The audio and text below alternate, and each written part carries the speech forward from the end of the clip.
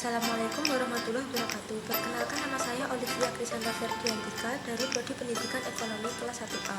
Di sini saya akan menjelaskan materi tentang konsep dasar IPS. Berikut penjelasan dari saya. Ini adalah rangkuman konsep dasar ilmu sosial dari saya. A. Pengertian IPS. Ilmu pengetahuan sosial atau social study adalah pendekatan pengajaran ilmu-ilmu sosial, politik, antropologi, dan sosiologi. Pada dasarnya, IPS merupakan penyederhanaan dari materi sosial untuk keperluan pengajaran di sekolah. Maka dari itu, para siswa dengan mudah dapat melihat, mengenali, dan memahami gejala yang ada dalam masyarakat lingkungannya. Oke, selanjutnya tujuan IPS adalah sebagai berikut. 1. Memiliki kesadaran dan kepedulian terhadap masyarakat atau lingkungannya. 2. Mengetahui dan memahami konsep dasar serta mampu menggunakan metode yang diadaptasi dari ilmu-ilmu sosial. 3. Mampu menggunakan model-model dan proses berpikir serta membuat keputusan. 4. Menaruh perhatian terhadap isu-isu dan masalah-masalah sosial serta mampu membuat analisis yang kritis. Selanjutnya, mampu mengambil tindakan yang tepat. 5. Mampu mengembangkan berbagai potensi sehingga mampu membangun diri sendiri agar survive yang kemudian bertanggung jawab membangun masyarakat. Selanjutnya kita bahas konsep dasar ilmu sosial. Ilmu-ilmu sosial ada 7. Mari kita bahas yang pertama, ekonomi. Konsep-konsep dasarnya adalah produksi, barang dan jasa, ketergantungan, pertukaran, pembagian kerja, konsumsi, sistem moneter, permintaan. Politik, konsep-konsep dasarnya adalah state atau negara, kekuasaan, kewenangan, authority, legitimasi, social control, pengaruh dan wewenang pemerintah. Sosiologi, konsep-konsep dasarnya adalah peraturan atau rule, norma, status, sistem nilai, community, pergaulan, interaksi, individu, pranata, struktur, kelompok. Ilmu-ilmu sosial selanjutnya adalah antropologi. Konsep-konsep dasarnya adalah kebudayaan, unsur kebudayaan, akulturasi, asimali, tradisi, kultur area, kelompok etnik, kultur universalisme, dan lain-lain. Psikologi sosial. Konsep-konsep dasarnya adalah motivation, perception and feeling, attention, kepribadian, frustration, attitude, aptitude, dan lain-lain. Sejarah, konsep-konsep dasarnya adalah perubahan, konflik atau perselisihan, revolusi, nasionalisme, peradaban, kontinuitas, perang, freedom, tokoh sejarah, dan lain-lain. Geografi, konsep-konsep dasarnya adalah lokasi atau tempat, wilayah atau region, distribusi atau penyebaran, bentang alam atau landscape, interaksi antar ruang lingkup hidup, sumber alam, pola pemukiman, dan lain-lain. Berikut adalah manfaat menggunakan konsep dasar IPS. Dengan mengacu kepada konsep dasar IPS atau menggunakan pendekatan, maka beberapa manfaat yang kita peroleh yaitu: dalam mengajar, guru dapat mengarahkan berbagai kegiatan belajar yang direncanakan agar tertuju kepada pemahaman konsep dasar IPS. 2. Dalam belajar, anak dapat mengaitkan berbagai topik yang dipelajari agar mudah mengenal konsep IPS. 3. Dengan memahami konsep IPS, anak akan memahami informasi yang diterima secara lebih baik.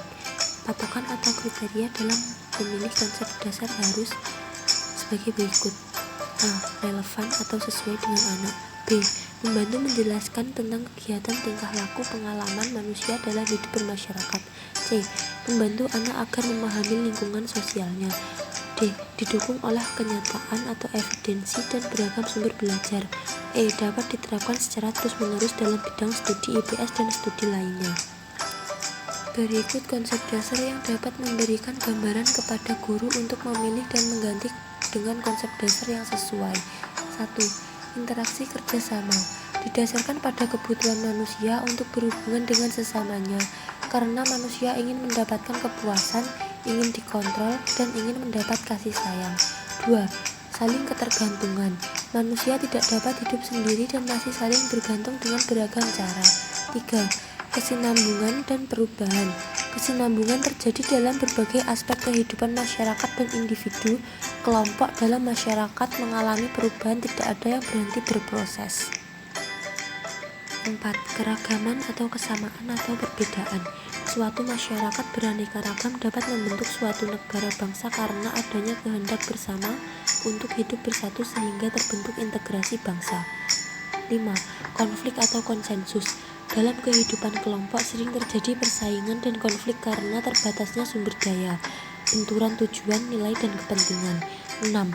Evolusi atau adaptasi atau penilaian adalah perubahan yang sangat lambat dalam jangka waktu yang sangat lama. Dalam proses ini, suatu masyarakat dan kebudayaan yang saling berjalan sangat lambat terjadi adaptasi. 7. Pola dapat diartikan sebagai suatu corak atau model atau bentuk yang sama yang ditiru atau diulang. 8. Tempat atau lokasi. Tiap makhluk hidup yang bergerak atau tidak, peristiwa alam dan sosial termasuk sejarah tidak hanya waktu tapi juga membutuhkan tempat. 9. Kekuasaan atau wewenang adalah kemampuan membuat orang lain melakukan sesuai dengan yang dikehendakinya.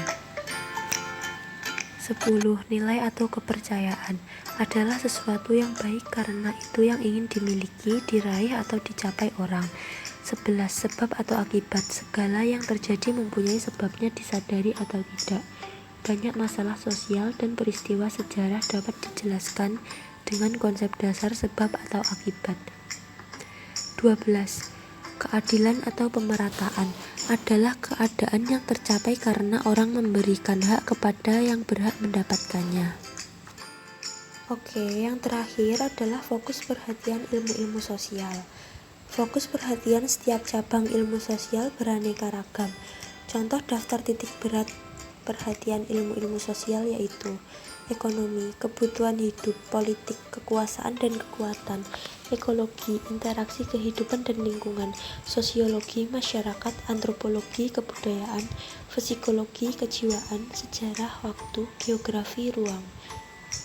Perbedaan titik berat perhatian tersebut membawa konsekuensi bahwa setiap cabang ilmu sosial mengembangkan konsep dasar atau prekonsep, serta generalisasi masing-masing yang sesuai dengan fokus perhatiannya. Sekian rangkuman materi yang saya berikan, semoga bermanfaat. Terima kasih. Wassalamualaikum warahmatullahi wabarakatuh.